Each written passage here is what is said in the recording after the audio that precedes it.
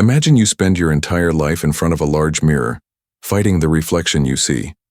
You yell at it to smile when you feel sad. You beg it to look prosperous when you feel scarcity.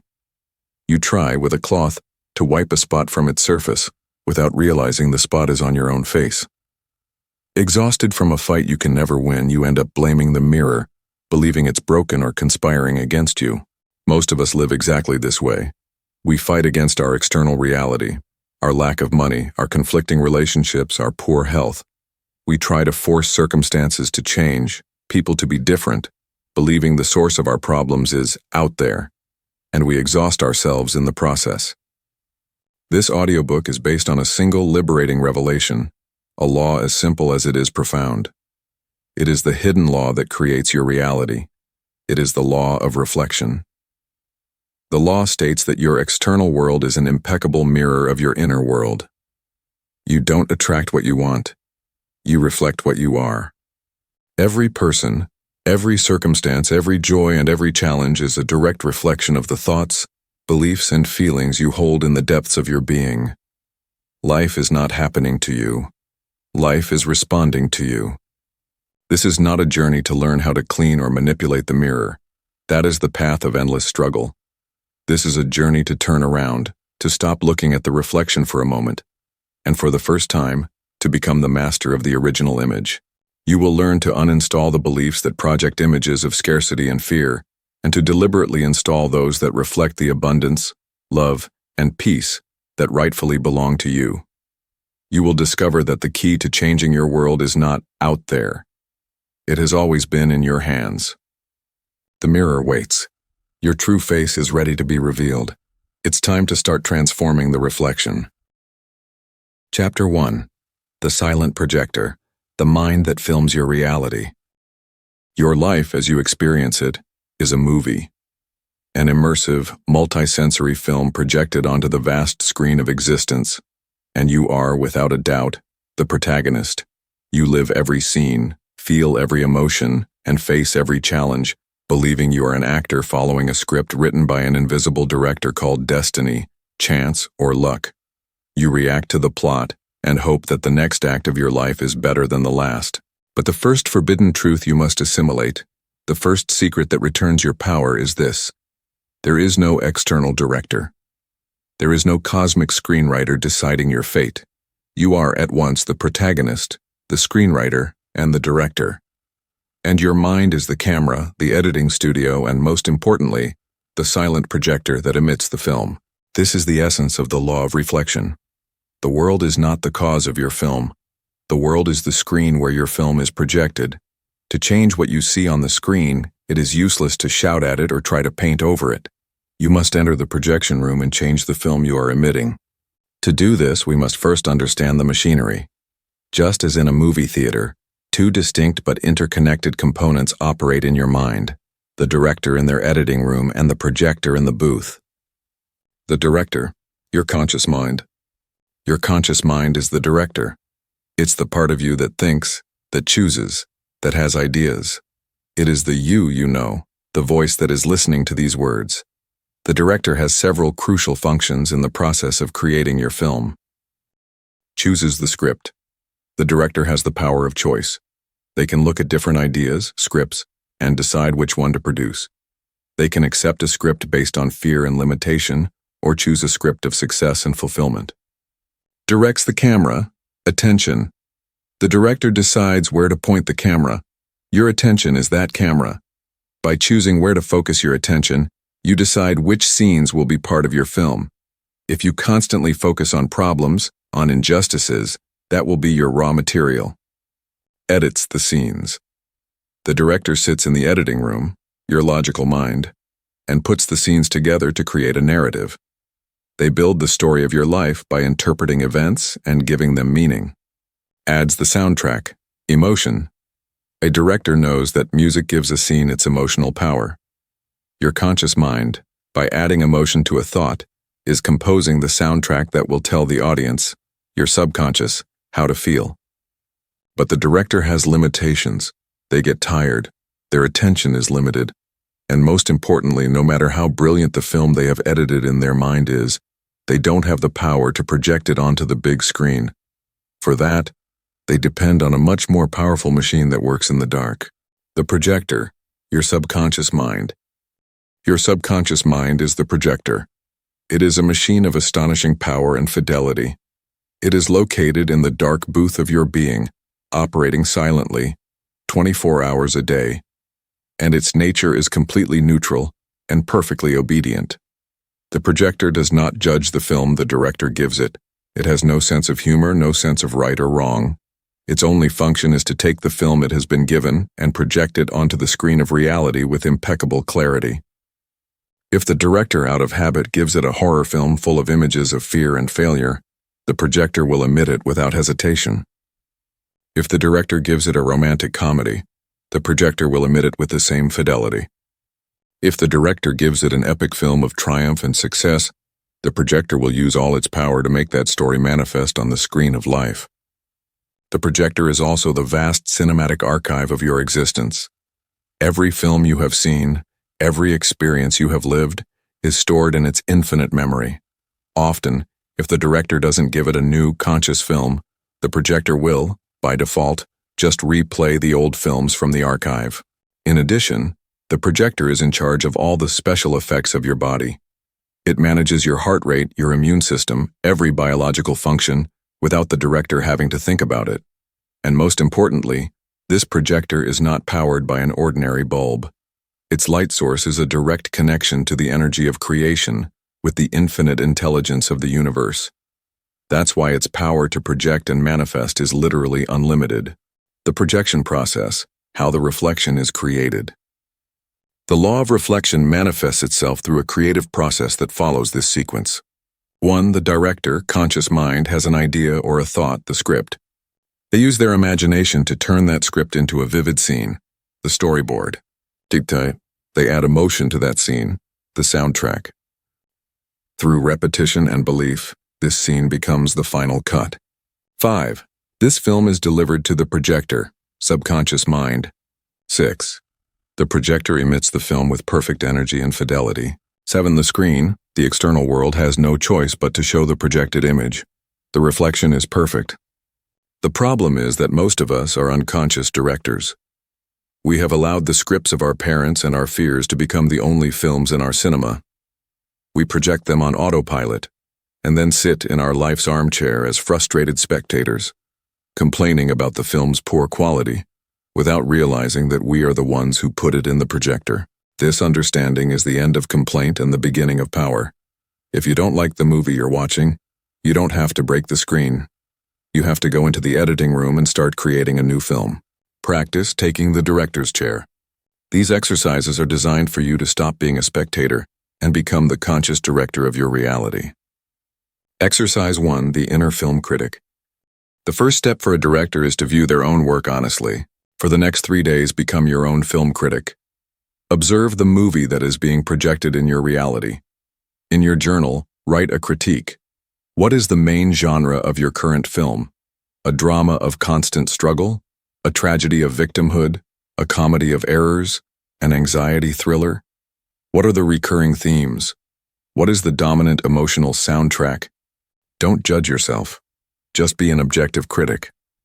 This exercise will give you immense clarity about the story you have been unconsciously projecting. Exercise 2. The storyboard of the new film. Now let's start working on your new production. Choose one area of your life you want to change. Instead of thinking about all the problems, you are going to design a single, powerful final scene. A short scene that, if it happened, would mean you have achieved your goal. In your journal, create a storyboard for this scene. Scene title, e.g., the celebration of financial freedom. Visuals, what do you see? And what do you hear? Soundtrack, emotion. What is the main emotion you want to feel? This storyboard is your new blueprint. Exercise 3. The deliberate projection. A director doesn't just write the script, they obsess over it. They live it before they film it. Every night, just before falling asleep, enter your private projection room. Close your eyes and project your new final scene over and over. Don't watch it as a spectator. Feel it in the first person. Activate all your senses. Feel the emotion as if it were happening right now. Fall asleep with that feeling. You are delivering the finished film to the most powerful projector in the universe to manifest it. Your life is not a film that is happening to you. It is a film you are projecting. The world is your screen, and your mind is the projector. Stop being a passive spectator of an old horror film or a boring drama.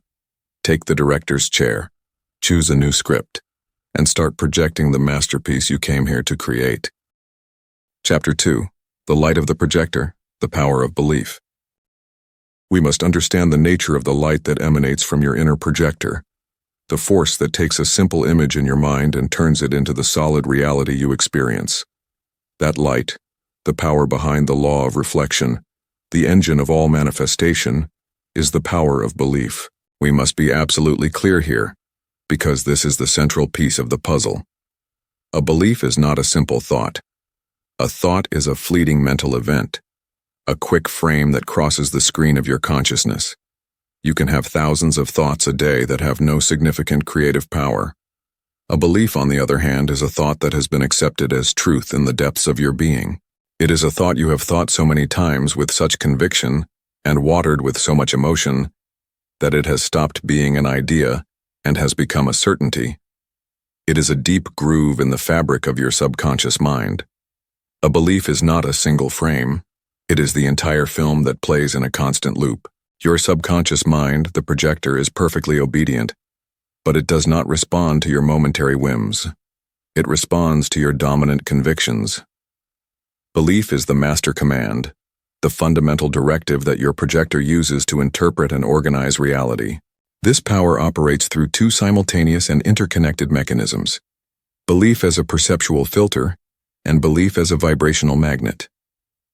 Belief as a perceptual filter, the lens of your reality. Imagine that pure consciousness is a source of white light, containing all colors, all possibilities. Your belief system is the lens through which that light must pass before being projected onto the screen of the world. This lens is not a poetic metaphor. It is a description of how your brain neurologically functions. Your brain is bombarded every second by billions of bits of sensory information. To avoid collapse, it has a filtering system, the reticular activation system, that acts as a guardian at the door of your consciousness. This guardian decides what information is relevant and is allowed in, and what is noise and should be ignored. And the criterion it uses is very simple. It considers relevant that which corresponds to your most deeply held beliefs. If your lens is carved with the belief that opportunities are scarce, your brain's guardian becomes an expert at finding evidence to validate that belief. It will filter out dozens of opportunities that cross your path every day. A business opportunity could appear right in front of you, but your brain, programmed by your belief, will literally not register it as important. If your lens is carved with the belief that people are not to be trusted, your guardian will become a detector of micro-expressions of dishonesty. It will ignore 100 acts of kindness and focus with laser precision on the only inconsistency, to be able to tell you, "See, I was right." Conversely, if you consciously install a new lens, a new belief, such as, "The universe always supports me," your guardian receives a new order. It begins to scan the world for proof that confirms this new truth. Suddenly, you start to notice synchronicities and unexpected help. Those events were always there. What has changed is the lens through which you look at the world. You don't believe what you see what you believe. Belief as a vibrational magnet, the signature of your frequency. But a belief is much more than a passive filter. It is an active magnet. It is the central frequency that your inner radio station broadcasts to the universe. Every belief generates a corresponding emotional state. A belief in scarcity generates the emotion of fear. A belief in abundance generates the emotion of gratitude. This dominant emotional state is your vibrational signature. It is the music you emit to the quantum field. The universe, which is a field of resonance, does not respond to your words. It responds to your music. By the law of resonance, it must bring you circumstances and people that vibrate in harmony with your inner state. A belief of unworthiness emits a vibration that attracts situations that will make you feel unworthy. A belief of confidence emits a vibration that attracts situations that will allow you to demonstrate your competence. A belief that love is a battlefield attracts conflictive partners. A belief that love is a harmonious dance attracts partners who know how to dance. Your belief is a self-fulfilling prophecy. The mirror does not judge you. It simply reflects the vibration of the image you present to it. The genesis of the lens. Where do your beliefs come from? To be able to change a belief, you must first understand that it is not yours. You were not born with it. It was installed in you, like a software program. The greater part of our fundamental belief system is installed in childhood, between the ages of 0 and 7, when our brain operates in a hypnotic state without a critical filter. Inherited beliefs. You absorbed them from your parents. Not just their words, but their emotional vibration about money, love, health. Created beliefs. They were forged from a highly emotional event. A humiliating failure at school may have installed the belief, I'm not smart. A painful betrayal may have installed the belief, I can't trust anyone. Adopted beliefs. You accepted them from culture, school, and the media. Beliefs about what your body should look like, what success means. Realizing that your most limiting beliefs are just secondhand software is the first step to uninstalling them. They are not your identity. They are just a program, and you are the programmer. Practice polishing and replacing lenses. Exercise 1, the lens diagnosis. This is an exercise in mental archaeology to find the root belief that is projecting your unwanted reality. Choose an area of your life, a reflection in the mirror you are not satisfied with. For example, I constantly struggle with debt. Now take your journal and work backward to find the lens. Ask yourself, for this to be my external reality, what must be the fundamental belief, the lens through which I am projecting? Follow the thread. To have debt, I must be spending more than I make. To spend more than I make, I must have a need for instant gratification. The lens could be the belief, I am not valuable enough on my own. Perform this diagnosis for your main challenge. Exposing the lens to the light of consciousness is the first step to cleaning it. Exercise 2, the deconstruction of belief. Now that you have identified a limiting lens, let's take away its power.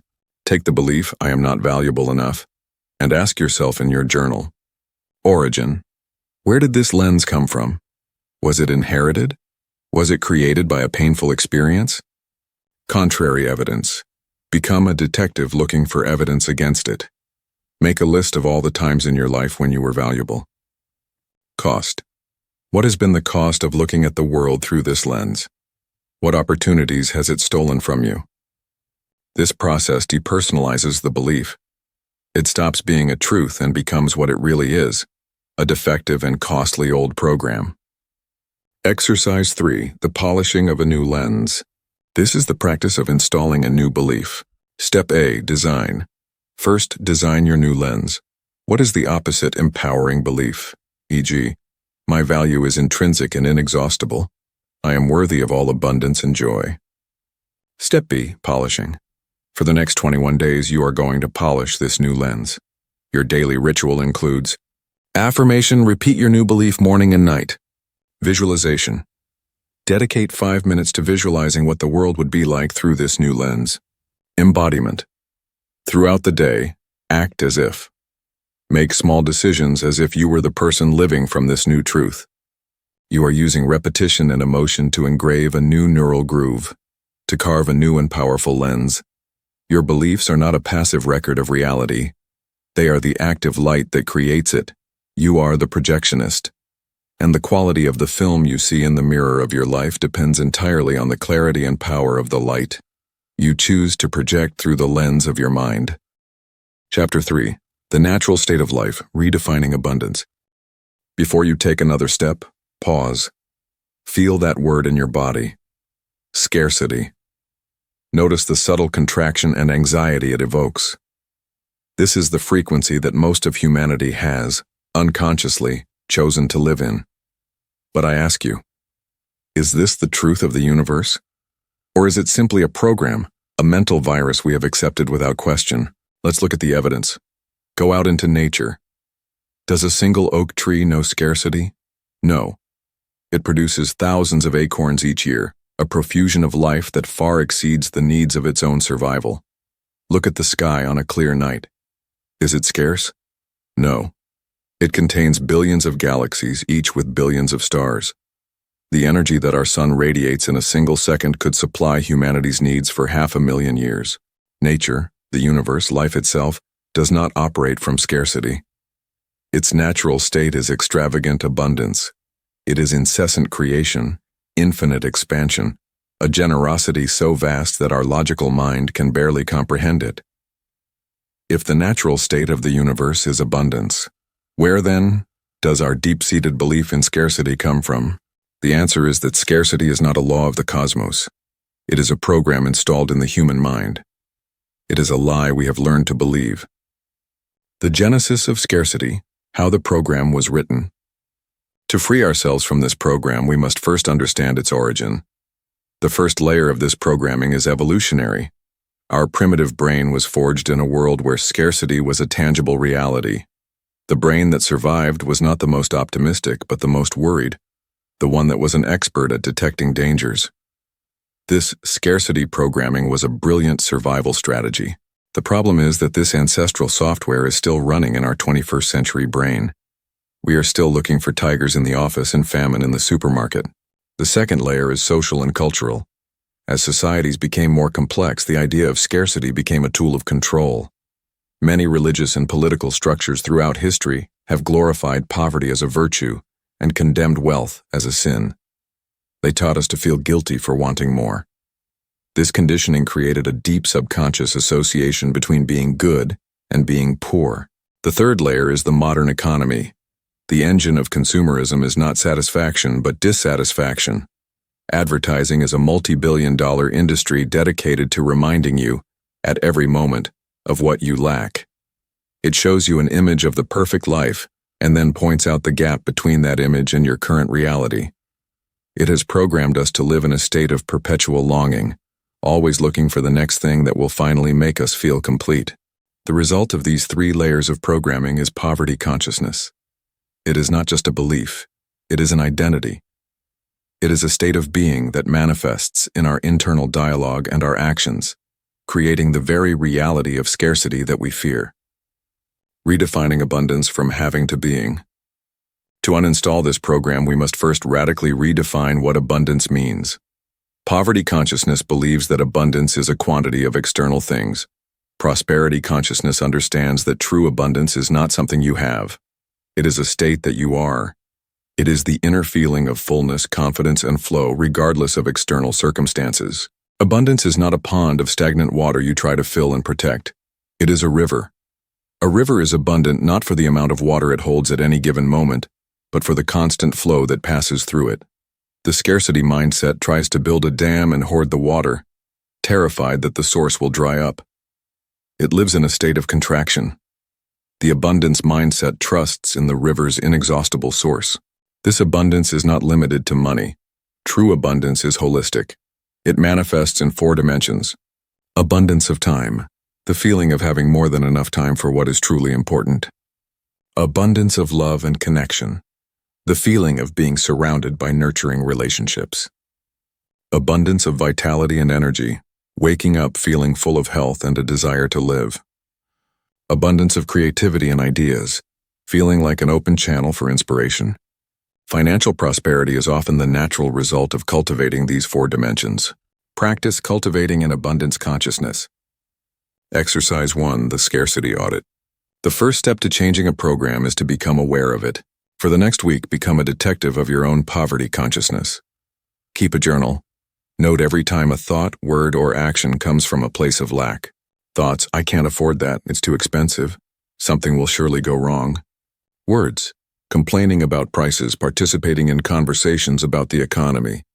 Actions, clinging to old possessions, feeling anxiety when paying a bill. Don't judge yourself, simply observe. This exercise will show you the frequency with which you are watering the seeds of scarcity. Exercise 2, the gratitude flood. Gratitude is the most powerful antidote to scarcity.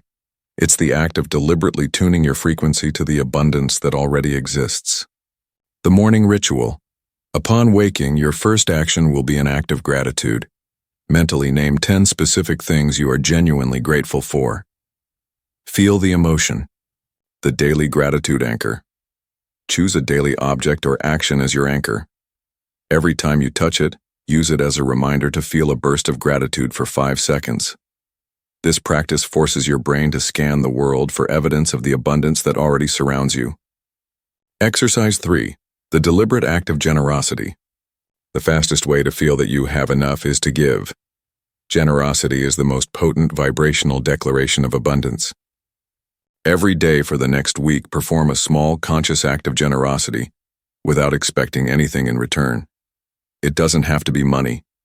It can be your time, your knowledge, or a sincere compliment. Each of these acts sends a thunderous message to your subconscious. I have so much that I can afford to give. I am a source, not a sink. You are acting as if you are already abundant, and your obedient mind will begin to adjust the reflection. Scarcity is the biggest lie you have been told. The universe is an infinite banquet, and you have been invited to a seat of honor at the table. Abundance is not something you should chase. It is your birthright waiting to be claimed the moment you stop believing in the lie of your own limitation. Change doesn't happen by getting more. It happens by being more. Chapter 4. The Power of Decree. The Art of Autosuggestion. At the heart of almost every great mystical and creation tradition in the world lies a profound truth. The universe was created through a sound, a vibration, a word. In the beginning was the Word, says the Gospel of John, and the Word was with God, and the Word was God. The ancient Aramaic word abracadabra means, I create as I speak. These are not just poetic myths. They are instruction manuals for the physics of consciousness. They teach us that the word, language, is not a passive tool we use to describe a pre-existing reality. It is the active tool with which we create reality. Every word you utter, and more importantly, every word you repeat in the silence of your inner dialogue, is a decree. It is a spell. It is a vibration you send to the field of reality. A command that your subconscious mind, that faithful and obedient servant, rushes to accept and execute. Modern science is beginning to glimpse this ancient truth. Neuroscientists studying meditation have discovered that repeated words literally change the structure of the brain. Dr. Masaru Emoto's experiments, though controversial, offer a powerful metaphor. Your words are vibration, and vibration gives shape to matter.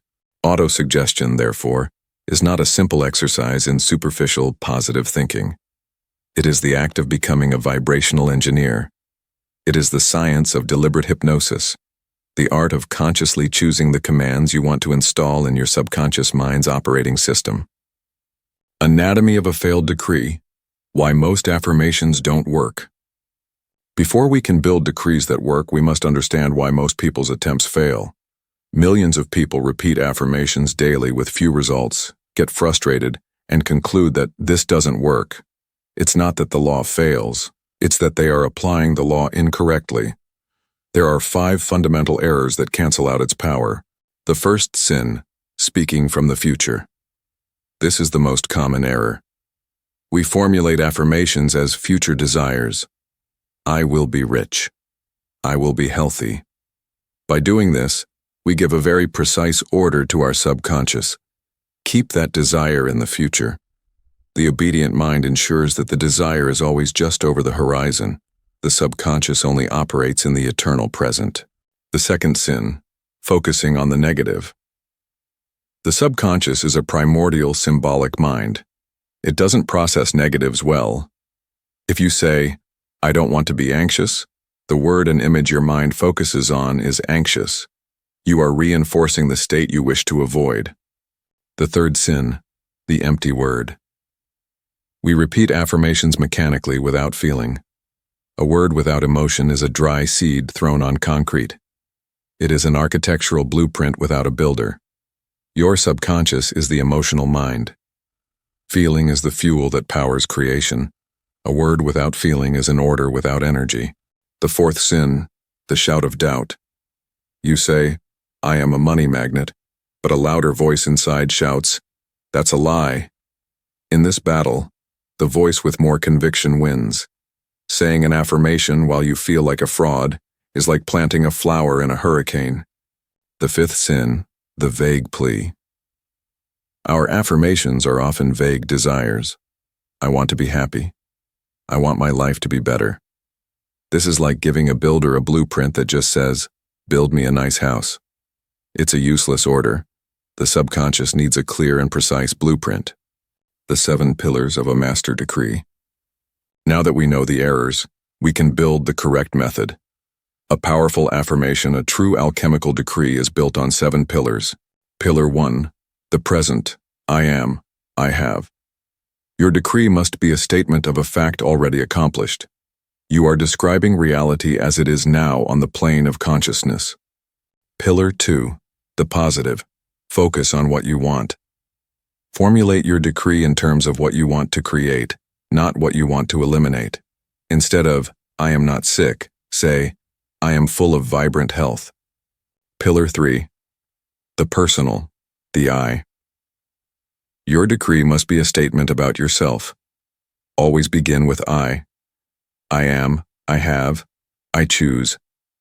You are reclaiming your power as the first person, the cause of your reality. Pillar 4, precision, clarity, and specificity. Be clear, but don't obsess over the how. Instead of, I want to win the lottery, a precise decree would be, I am so happy and grateful now that unexpected financial abundance has entered my life. Pillar 5, power, the emotional charge. This is the central pillar. You must generate the feeling of the wish fulfilled. Before you speak your decree, feel the emotion you would have if it were already true. Then, speak from that state. Pillar 6, persistence, conscious repetition. A decree becomes a belief through repetition. Persistence is the act of watering the seed daily, carving the new neural groove until it becomes the default root. Pillar 7, peace, release with faith. This is the pillar of the master. After speaking your decree with conviction, you must let it go. You must hand it over to the universe with a quiet faith. Anxiously clinging to the outcome is an act of doubt that cancels the order. Practice the forging of your new reality.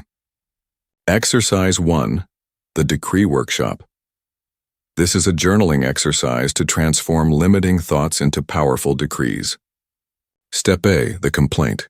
Write down a recurring complaint from your inner critic. Step B, the deconstruction. Analyze the complaint. Is it negative? What tense is it in? Step C, the alchemical reconstruction. Now use the 7 pillars to rewrite it as a master decree. Personal, I. Positive and precise. Easily attract wonderful relationships into my life.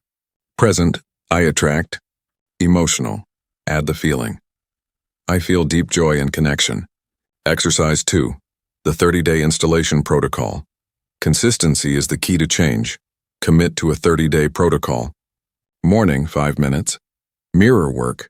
Look in the mirror and repeat your decree with conviction. During the day, microdoses, the anchor. Choose an anchor like drinking water. Each time you do it, mentally repeat your decree. It's a constant watering of your seed. Night, 10 minutes, the subconscious lullaby. In your drowsy state, repeat your decree until you fall asleep. Exercise 3, the I Am meditation. This meditation connects you to the creative power behind any decree. Sit in silence. Simply repeat the 2 most powerful words, I am. Don't add anything after. Just rest in the pure consciousness of I am, the feeling of being, the presence that is the source of all that exists. This practice anchors you in your identity as a creator. Your word doesn't describe your world, it creates it. Every affirmation is an act of reality engineering. Every decree is a paintbrush with which you paint the canvas of your life. You are the programmer, and your conscious decrees are the new code that will, with persistence and faith, shape a universe that reflects your true magnificence. Chapter 5, the cinema of the soul, the visualization that manifests. Your subconscious mind thinks in images. It is its native language. If I say the word lemon, your conscious mind processes the sound. But your subconscious instantly evokes the image of a bright yellow lemon, recalls its texture, and likely triggers a physical reaction. Your salivary glands activate. The image and the physical experience are inseparable to the subconscious. A single image can contain the equivalent of 1,000 words of information and emotion. For this reason, disciplined imagination, the act of deliberately creating images in your mind, is the most potent tool you possess for subconscious reprogramming. We have mistakenly downgraded imagination, relegating it to children. But imagination is not an escapist fantasy. It is the most powerful creative faculty you possess. It is your brain's reality simulator. Every great human achievement first existed as a vision in someone's imagination. Imagination is not an escape from reality. It is the workshop where reality is forged. The problem is we all use this power, but most of us use it unconsciously and destructively. Worry is the undisciplined use of imagination. It is the act of using your mental workshop to build vivid simulations of the futures you most fear. You are a first-rate horror film director, and your subconscious, the perfect actor, obeys the script, generating the chemistry of fear in your body. Creative visualization is the act of taking control of the camera. It is choosing to stop being a default horror film director and becoming the visionary director of your life's masterpiece. It is the deliberate use of your inner cinema to project the reality you choose to experience. To do this masterfully, you must understand the laws that govern this workshop. The physics of the mental cinema. The first law: your subconscious is blind to reality. Your subconscious mind cannot distinguish between a real experience and one vividly, repeatedly, and emotionally imagined. To it, both are real. Scientific studies have shown this. Elite athletes who visualize perfect performance activate the same motor areas in their brain as if they were performing the activity physically. You are rehearsing your future. The second law: feeling is the seal of reality. A mental image, if it's emotionally neutral, is an unsigned blueprint. It is the feeling, the emotion, that acts as the seal that tells your subconscious, this is real. This is important. Build this. You can visualize $1 million, but if you do it from a feeling of lack, the dominant emotion overrules the image. The message received is desperation. The key is not just to see, but to feel the emotional signature of your wish fulfilled. The third law: focus on the what, the end, not the how, the process. The film director's job is to obsess over the final scene.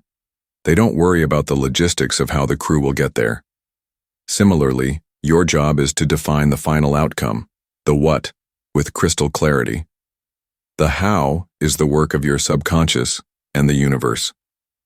When you obsess over the how, you're limiting the universe.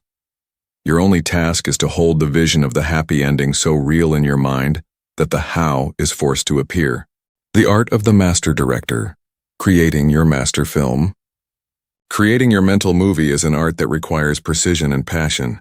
Follow these 4 steps. Step 1. Define the happy ending. Be specific. Condense your desire into a single brief scene, 10-20 seconds, that unequivocally implies its fulfillment.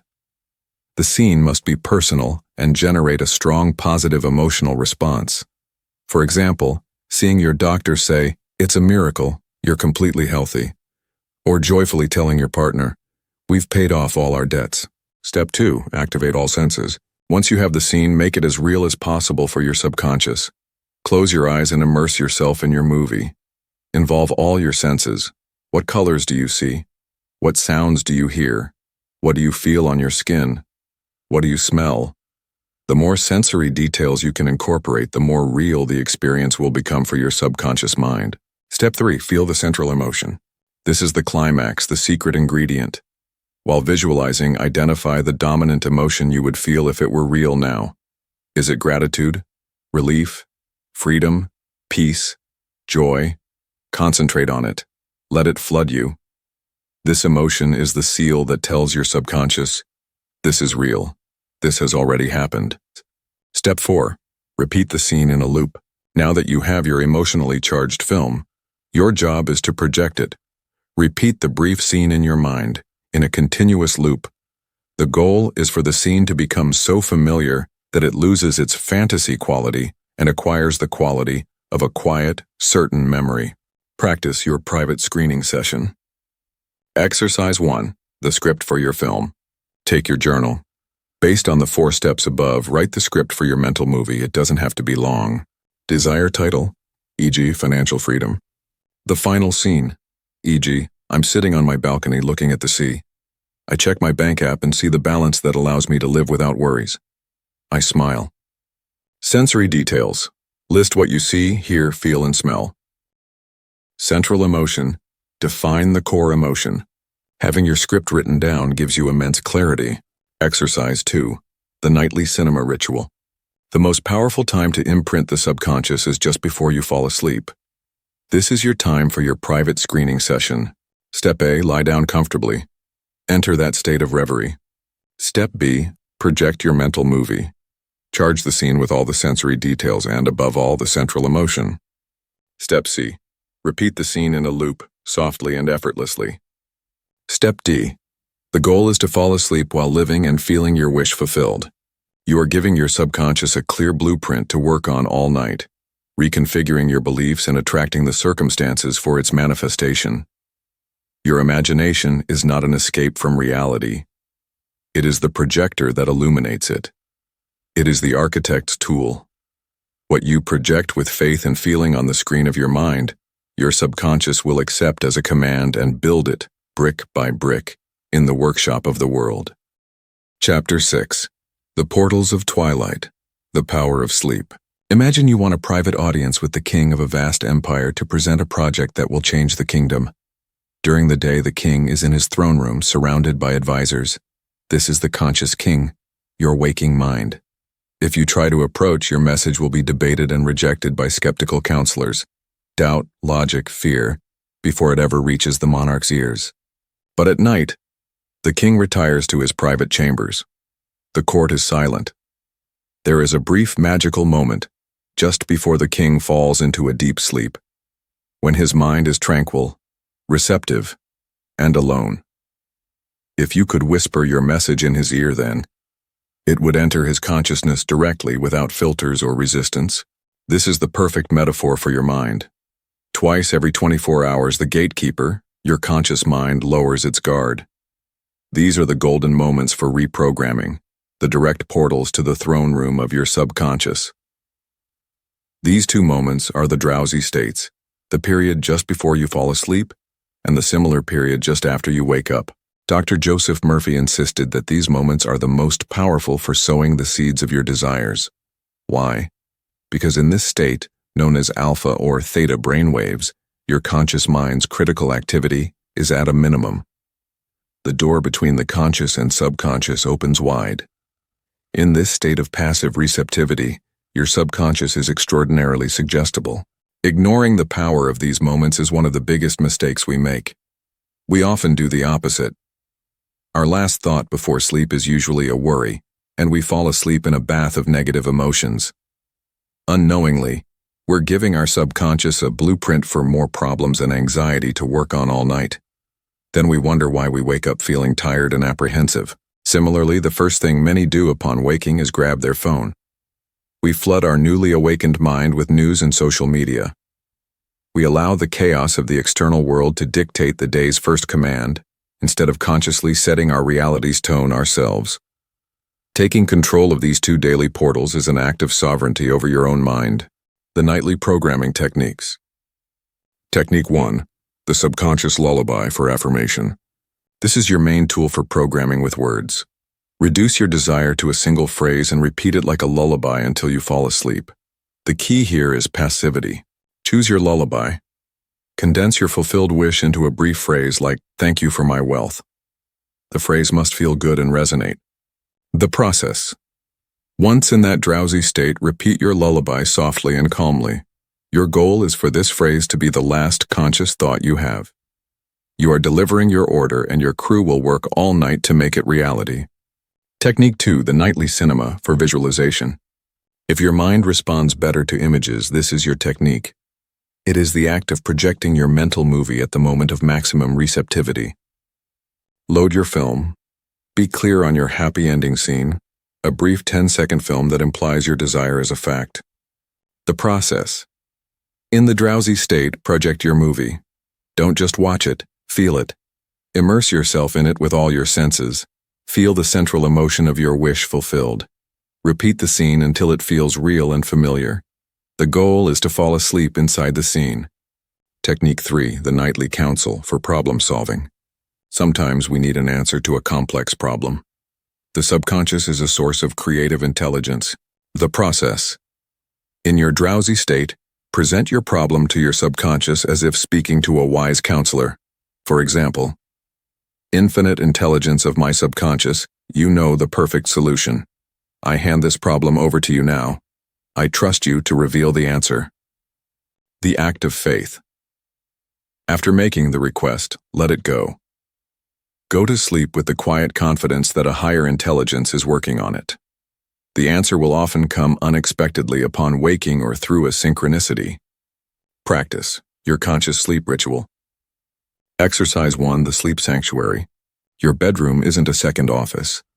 Create an environment that signals to your brain it's time to relax. The hour before rule. For the hour before bed, disconnect from screens. The blue light suppresses melatonin. Instead, read a book or listen to relaxing music. Total darkness. Make sure your room is as dark as possible. Darkness is the most powerful signal for your brain to initiate the sleep process. Exercise 2. Choose your nightly technique. Don't try all 3 techniques at once. Choose one that aligns with your main goal right now. Commit to using that single technique every night for at least 1 month. Exercise 3, the dawn journal. Place a notebook by your bed. The golden rule. Upon waking, before you move or touch your phone, be still. The reception. Pay attention to any ideas or images present in your mind. This is often your subconscious's response to your nightly request.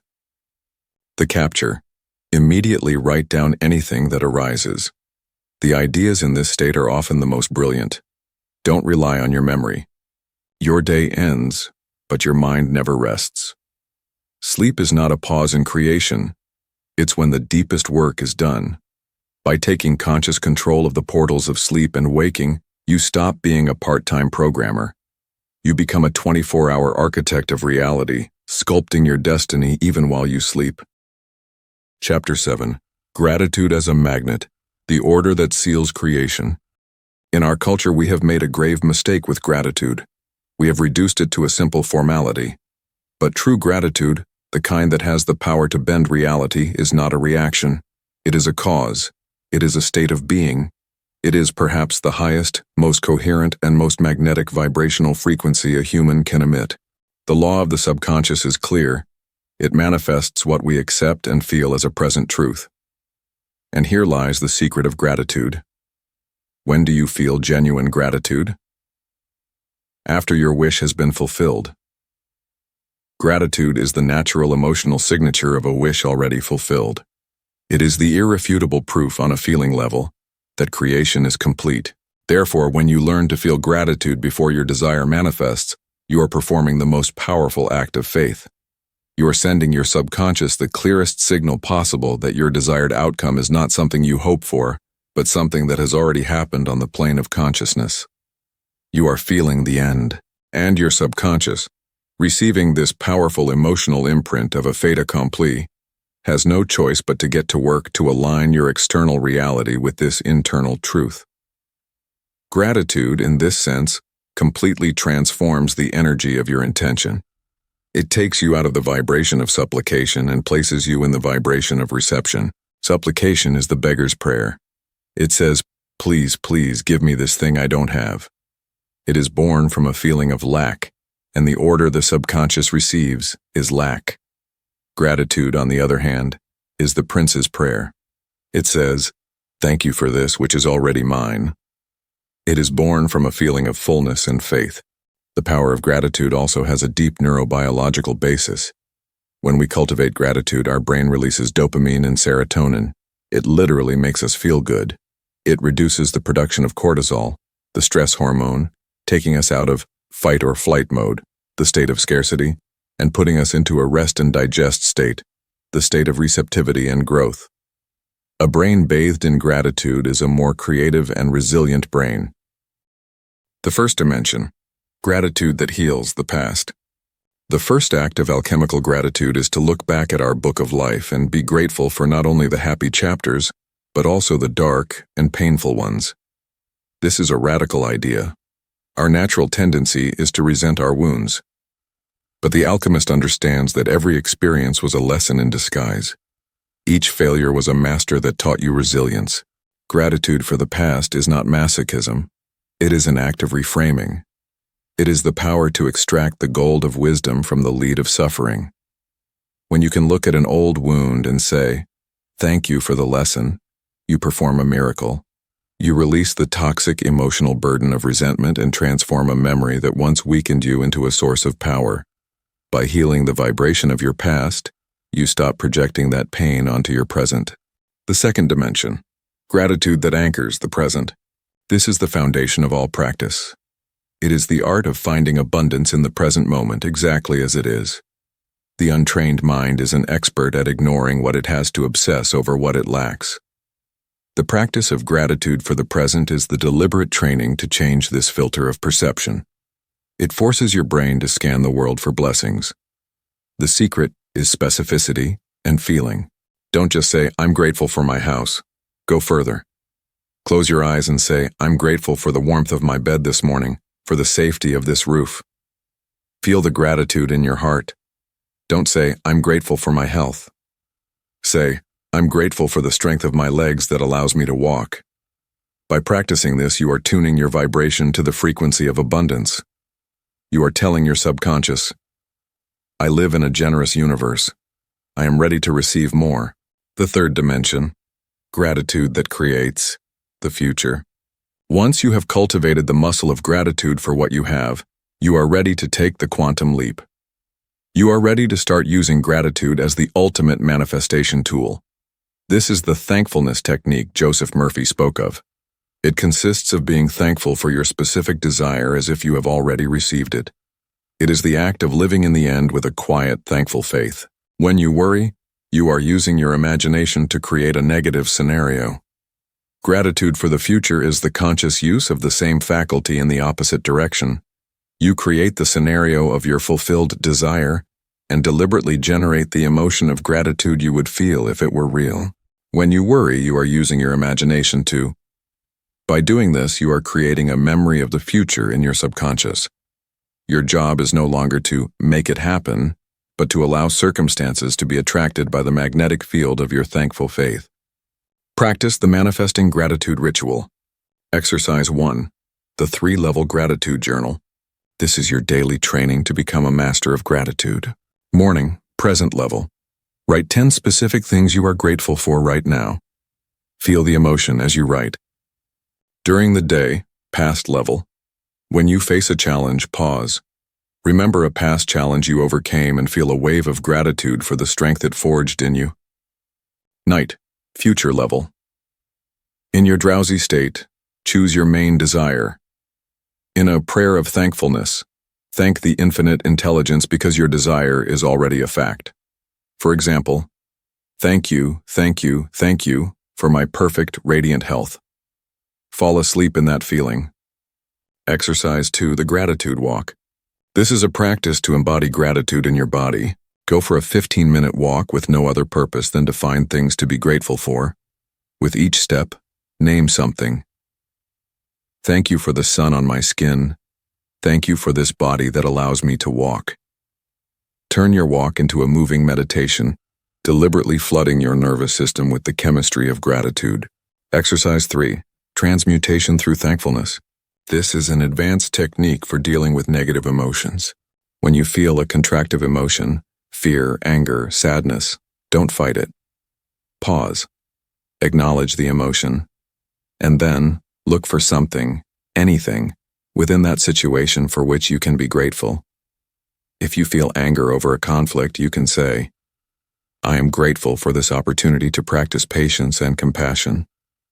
This act of seeking gold in the mud doesn't deny the negative emotion, but it introduces a higher vibration that begins to transmute it. Gratitude is the bridge between the dimension of idea and the dimension of form. It is the final seal you place on your command to the subconscious. It is the frequency that tells the universe not "I want," but "I am receiving."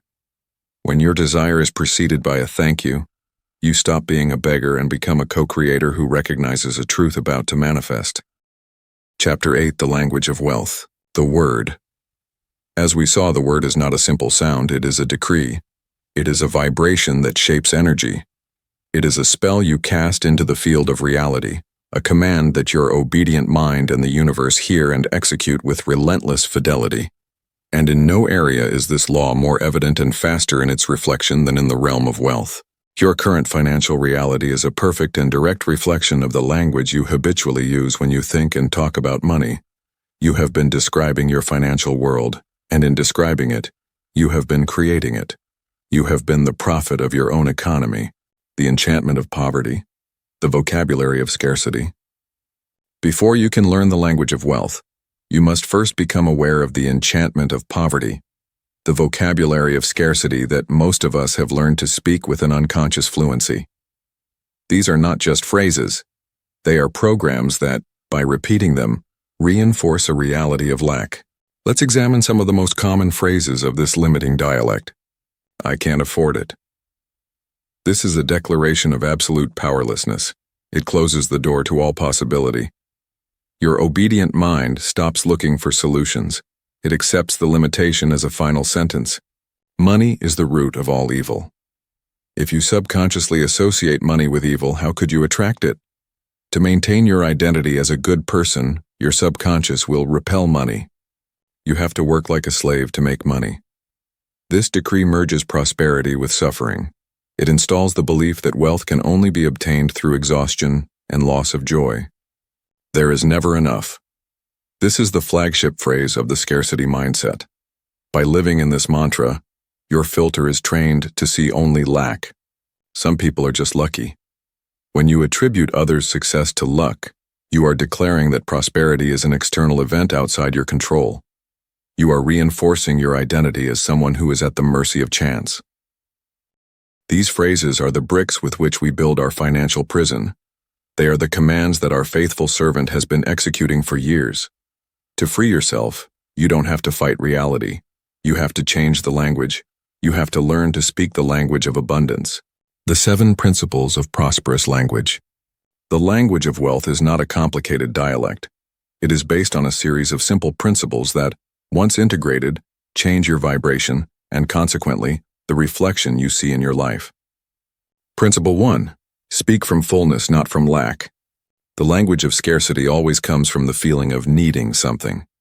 The word need is a declaration of lack. The universe hears lack and gives you more of that experience. The language of abundance speaks from a place of choice. Instead of, I need more money, the decree is, I choose to create and receive more abundance in my life. Principle 2. Speak in the present as a done deal. The subconscious only understands the now. Speaking of prosperity in the future keeps it in the future. Instead of, someday I will be rich, the decree is, I am wealth, I am abundance. Prosperity is my natural state here and now. You speak of the end as if it has already happened, feeling the emotion of its fulfillment. Principle 3. Bless wealth wherever you see it. Envy and resentment toward others' success are pure poison for your own prosperity. The antidote is blessing. When you see a beautiful house, instead of feeling a pang of envy, pause, and from your heart, send a silent blessing. I wish them even more abundance. I bless their success. There is enough for everyone. This act aligns you with the energy of abundance. Principle 4. Speak of money as an ally, not an enemy. Many of us have a conflicted relationship with money. We see it as a source of stress and worry. The master of abundance changes this relationship. They personify money as an ally, a servant, a friend. Instead of saying, that damn money, say, money is my friend and partner. It works for and with me to create a life of freedom. Principle 5. Speak with gratitude for the flow. Poverty consciousness feels pain when paying. It feels like a loss. The consciousness of wealth understands that money is energy and must circulate. The act of paying is as important as receiving. The practice is to bless your bills. As you pay, say, I am grateful for this service and I bless this money. May it circulate and return to me multiplied. Principle 6. Speak with precision and power. Eliminate words of impotence from your vocabulary. Words like I'll try, I hope, maybe. Instead of I'll try to launch my business, declare I choose to launch my business successfully. Your language must reflect a decision, not a vague desire. It must be the language of the captain, not the hopeful passenger. Principle 7. Speak of value, not effort. The old programming says, I have to work hard. It's a language of sacrifice. The language of wealth says, I enjoy creating immense value. This shift in focus takes you out of a time for money mindset and into a value for money mindset. When you focus on creating massive value from a place of joy, abundance becomes the natural side effect. Practice. The Alchemical Linguists Workshop. Exercise 1. The Scarcity Vocabulary Audit. The first step to changing your language is to become aware of it. For the next week, become an auditor of your own speech, both internal and external. Your only mission is to catch and write down every time you use a phrase or a word based on scarcity. At the end of the week, you will have a complete diagnosis of your linguistic programming. Exercise 2. The Prosperity Glossary. Now let's rewrite your personal dictionary. Take each of the scarcity phrases you identified. Next to each one, using the 7 principles of prosperous language, write its replacement decree. Old phrase, I can't afford it. New decree, I choose to create the resources for this. Old phrase, money is so hard to come by. New decree, I am a money magnet. Create your own personal glossary and read it every morning. Exercise 3. The 30-day prosperous speech vow. This is an intensive challenge to forge a new habit. For the next 30 days, make a vow to consciously eliminate scarcity vocabulary. Write your vow in your journal and sign it. I, your name, commit for the next 30 days to speak and think only in terms of prosperity and possibility. I will be the guardian of my word. Place visual reminders around you. When you catch yourself using old language, don't judge. Simply smile, cancel the phrase, and replace it with your new decree. Your words are not air. They are matter in vibration. They are the bricks and mortar of your financial house. The world you experience is nothing more than the architecture of your habitual vocabulary. You have become a master linguist, an alchemist who knows that to change the reflection in the mirror, you must first change the word that describes it. You have learned to speak the language of wealth. Chapter 9.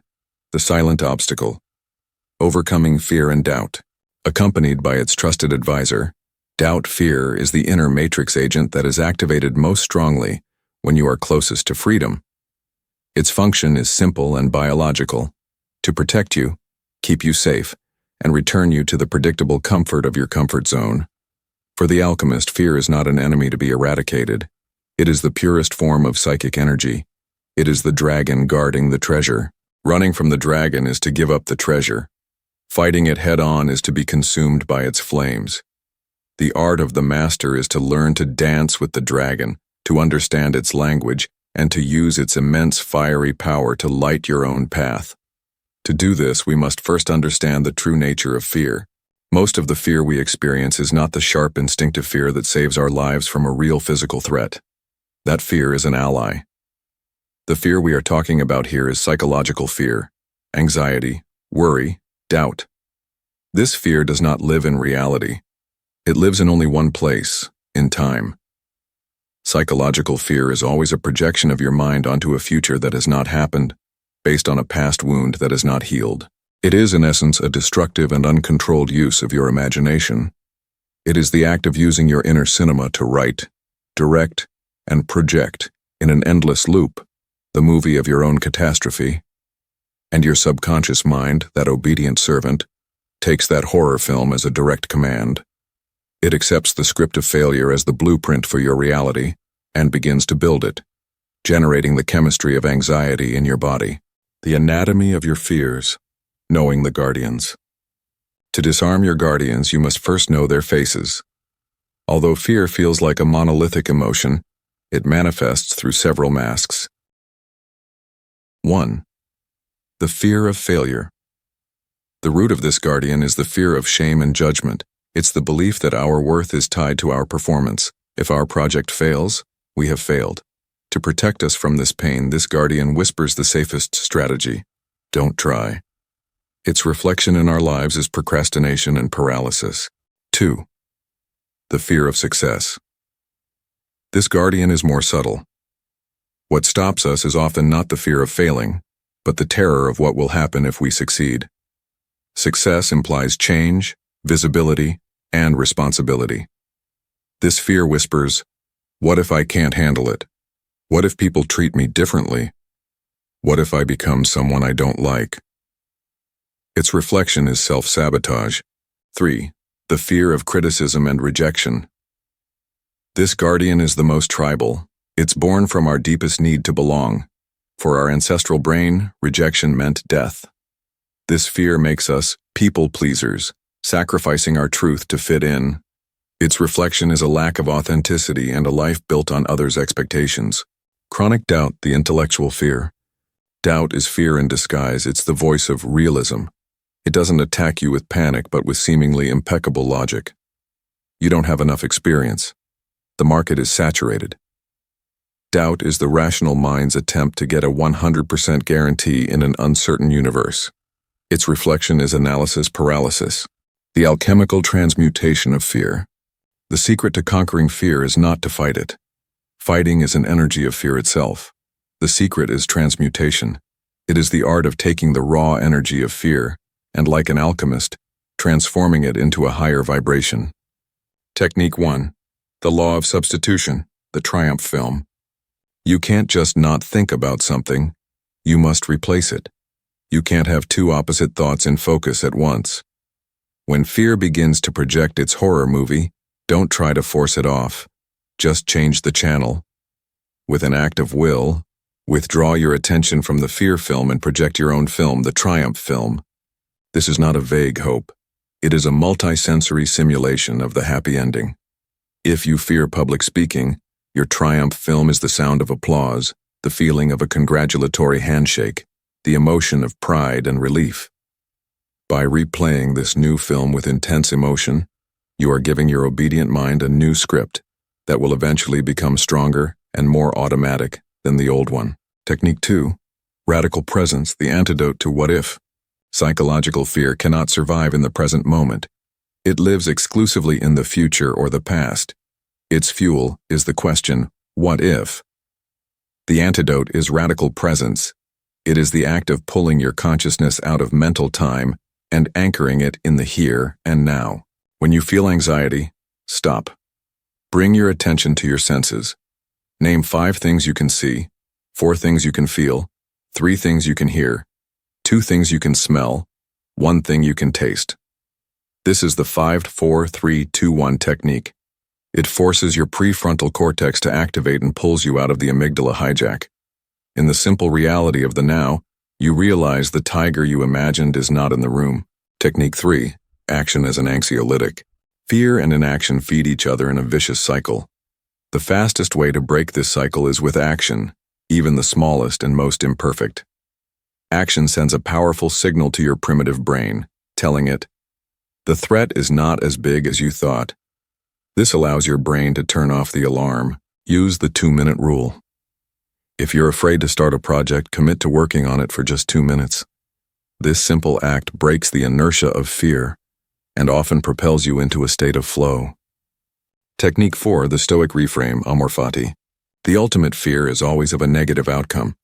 The most advanced technique is to embrace the worst possible scenario. It's the Stoic practice of amor fati, the love of fate. Look your worst fear in the face and say yes. Instead of resisting the possibility of failure, you accept it. And then you go a step further. You look for the hidden gold in that scenario. What gift is hidden here? What would you learn about yourself? By making peace with the worst-case scenario, you strip it of its power to terrify you. Practice, the Brave Warrior's Workshop. Exercise 1, the Fear Inventory and Triumph Script. This exercise is for moving from awareness to creation. Step A, the inventory. Take your journal. List your 1 to 3 most recurring fears. Name each with as much specificity as possible. Step B, the script. For each fear, write the detailed script of its triumph film. Describe the happy ending, sensory elements, and the central emotion you want to feel. Step C. The Courage Decree. For each fear, write its antidote I am affirmation. Example, I am valuable, and my worth is independent of others' opinions. Exercise 2. The 30-Day Brave Action Challenge. Theory is useless without action. Choose a small but significant action that fear has been preventing you from taking. Your mission is to perform that action within the next 30 days. Use this period to prepare. Every night, project your triumph film. Every day, use the 2-minute rule to start. This challenge is not about a perfect outcome, it's about proving to yourself that you are bigger than your fear. Exercise 3. Fear as a compass. This is a reframing practice for the rest of your life. From today on, start using your fear as a compass. The thing you are most afraid to do is often the thing you most need to do for your growth. When you feel the vibration of fear, instead of interpreting it as a stop sign, interpret it as a green arrow pointing you toward your next level of expansion. Fear is no longer a wall, it is a door. Fear is not a real entity, it is a shadow. And a shadow, no matter how big, only has the power you give it with your attention. You are the director of your mind's cinema, and you have the sovereign power to turn off the horror movie and start projecting the magnificent epic of your own courage. Chapter 10. The Aligned Action. The Reflection in Movement. You have traveled to the depths of your being. You have cleansed the mirror of your mind of the poison of criticism, resentment, and guilt. You have learned to project a new image of prosperity, healing, and confidence, sealing your intentions with the vibration of gratitude. You have disarmed fear and doubt. Your inner world is now a place of power, peace, and clarity. But now we reach the final bridge. The bridge that connects the invisible world of your being with the visible world of your results. The bridge that transforms intention into manifestation. This bridge is action. This is where many seekers, even the most advanced, stumble. They stay on the shore of meditation and visualization, waiting for the universe to deliver their desires on a silver platter. And when they see no results, they get frustrated and abandon the path. They have misunderstood the nature of creation. Manifestation is not a passive process. It is a co-creation. It is a dance between your energy and the universe's. Your inner work aligns your vibration and opens the doors, but you must have the courage to walk through them. However, not all action is the same. Humanity is caught in two equally erroneous philosophies of action. The first is the fallacy of struggle. This is the belief of hustle culture, which dictates that success is only achieved through massive effort and sacrifice. This is action from the ego, the desperate attempt to force the reflection in the mirror to change with brute force. This path often leads to burnout and a deep sense of emptiness. It is action without alignment. The second is the fallacy of passivity. This is the spiritual fantasy that it is enough to vibrate high and sit back and wait. This is inaction from the spiritual ego, admiring the seed but refusing to get your hands dirty to water it or harvest the crop. True mastery lies in a third way, the path of the alchemist, aligned action. Aligned action or inspired action is not measured by the amount of effort but by the quality of its energy. It's not about how much you do, but where you do it from. It is action that arises naturally and effortlessly from a state of connection with your intuition and purpose. It is a movement that feels like a yes in every cell of your body. It is not a struggle against the current. It is the act of letting go of the oars and raising the sails so the universe's wind can propel you. The anatomy of aligned action. To become a master of this art, you must learn to recognize the qualities that distinguish aligned action from simple effort. 1. It is inspired, not forced. Forced action is born of shoulds. It feels heavy, like an obligation. Aligned action, in contrast, is born of inspiration. It is an impulse that emerges from within, often unexpectedly. It feels not like a have to, but a want to. Forced action depletes your energy. Inspired action generates it. 2. It is joyful, not sacrificial. Aligned action often feels like a game. It is the activity that puts you into a state of flow, where time disappears and you feel energized by the task itself. If your path to a goal constantly feels like a painful sacrifice, it's a sign you are fighting your own nature. Aligned action focuses not on the sacrifice it requires, but on the satisfaction it produces. 3. It is effective, not busy. Forced action often manifests as busyness, doing many things to create the illusion of productivity. It's the movement of the hamster on its wheel. Aligned action, in contrast, is effective. It follows the 80-20 principle. It is the ability to identify the 1 or 2 key actions that will produce 80% of the results. A master can achieve in 1 hour of inspired work what others take a week of scattered effort to do. 4. It is timely, not impatient. Forced action is born of the ego's impatience. It wants the result now. Aligned action, in contrast, has a sense of divine timing. The master knows when to act with explosive speed and when to wait with infinite patience. It is like the expert surfer. They don't try to catch every wave. They wait for the perfect wave, then paddle with full energy and ride it masterfully. Aligned action is the art of knowing when to paddle and when to wait. 5. It is detached, not needy. Forced action is always attached to a specific outcome. Its energy is one of need. I need this client to say yes. This energy of lack often repels the desired result. Aligned action is detached. You do it for the simple joy of the action itself, because it feels like the right expression of your being in that moment. You act from fullness, not from need, and you trust that the universe will handle the outcome. This energy of non-need is incredibly magnetic. The 4 types of aligned action. To apply this, you must understand that action doesn't always mean physical movement. There are 4 types of aligned action. 1. The action of preparation. Sometimes when you don't know what to do, the aligned action is to prepare. It's sharpening the axe before cutting the tree. It's the act of continuing to nurture your inner garden. This is an act of faith, a declaration to the universe that you know the opportunity is coming. 2. The action of listening.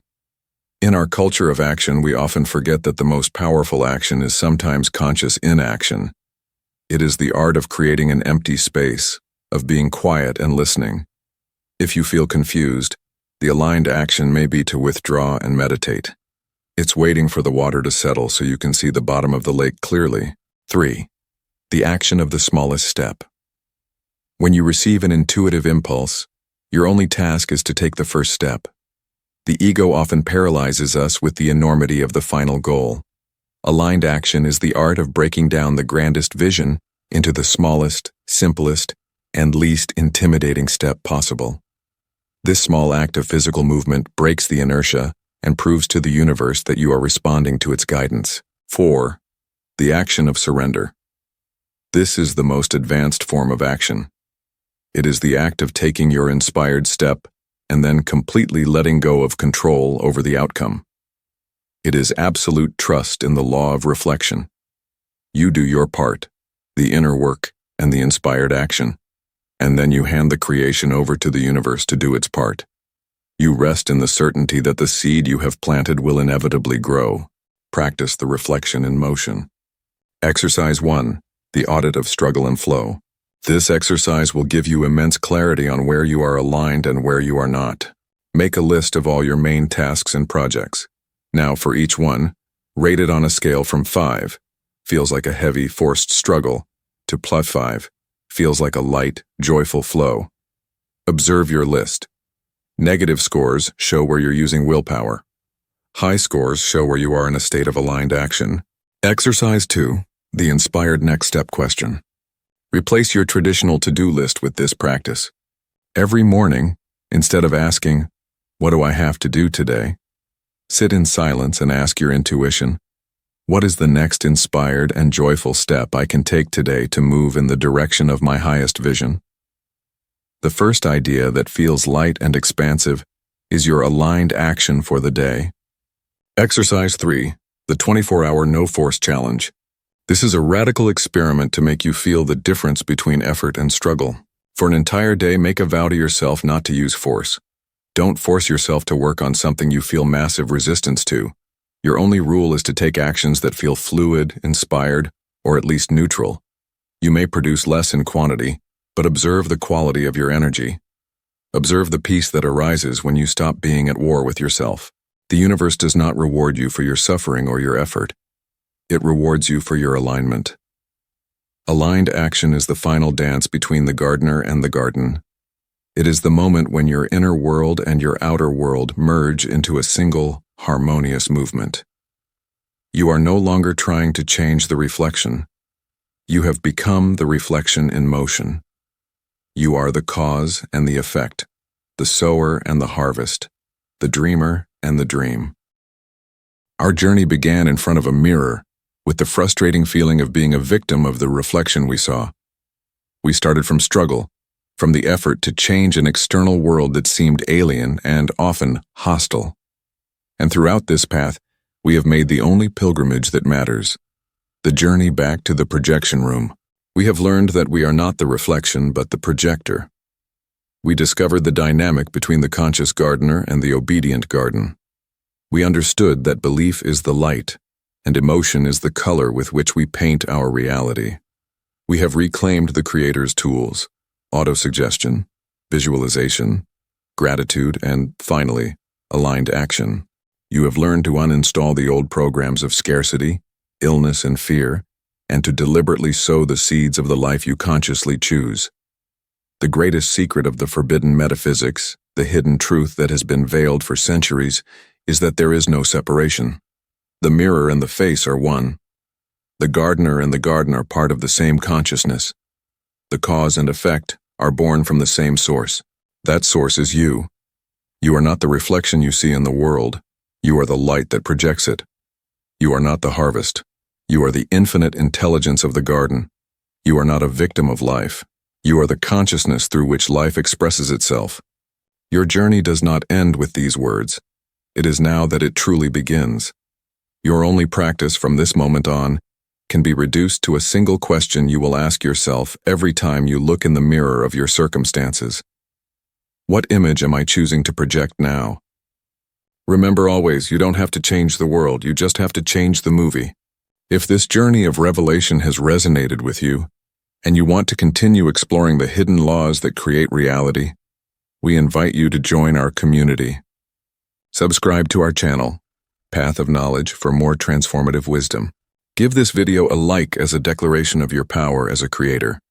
Share this hidden law with someone who is ready to stop fighting the mirror. Thank you for your time, for your courage, and for the brave decision to remember who you really are.